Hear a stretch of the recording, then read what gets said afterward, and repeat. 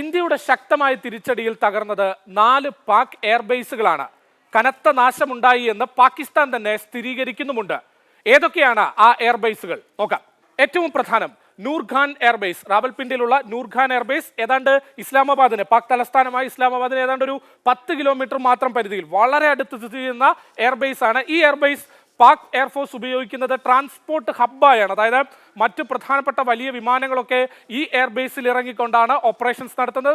മാത്രമല്ല വിദേശ രാജ്യങ്ങളിൽ നിന്നുൾപ്പെടെയുള്ള ഹെർക്കുലീസ് വിമാനങ്ങൾ, സൈനിക വിമാനങ്ങളൊക്കെ പാകിസ്ഥാന്റെ ഈ എയർബേസിൽ ഇറങ്ങിക്കൊണ്ടാണ് ഓപ്പറേഷൻസ് നടത്തുന്നത്. അതുകൊണ്ട് തന്നെ പാകിസ്ഥാൻ എയർഫോഴ്സിനെ സംബന്ധിച്ചിടത്തോളം നൂർഖാൻ എയർഫോഴ്സിലെ തകർച്ച വലിയ തിരിച്ചടിയാണ് ഉണ്ടായിരിക്കുന്നത്.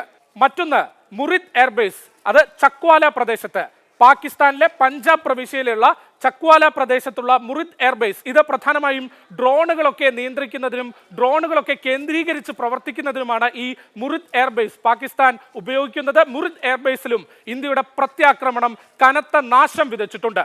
പാകിസ്ഥാന്റെ പഞ്ചാബ് പ്രവിശ്യയിൽ തന്നെയുള്ള റഫിക്വി എയർബേസ്, അത് ഝാങ് മേഖലയിലാണ്. ഈ എയർബേസിലും ഇന്ത്യയുടെ പ്രത്യാക്രമണത്തിൽ കനത്ത നാശനഷ്ടമുണ്ടായിട്ടുണ്ട്. ഈ എയർബേസ് പ്രധാനമായും എമർജൻസി ലാൻഡിങ്ങിനൊക്കെ ആയാണ് പാക് എയർഫോഴ്സ് ഉപയോഗിക്കുന്നത്.